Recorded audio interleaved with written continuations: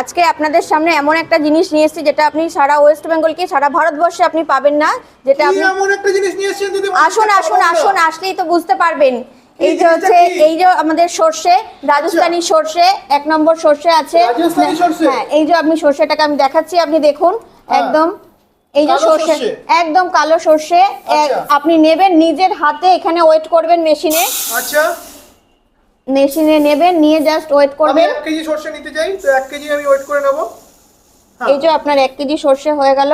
আচ্ছা, এবার সর্ষেটা নিয়ে আপনি এই যে আমাদের সর্ষে হওয়ার মেশিনটা রয়েছে, সরষে হওয়ার বেশি সর্ষে তেল ভাঙানোর মেশিনটা রয়েছে। আচ্ছা। এই যে আমি এখানে যা সর্ষেটা দিয়ে দিলাম, আচ্ছা, এই যে আমি সর্ষেটা দিচ্ছি এখানে।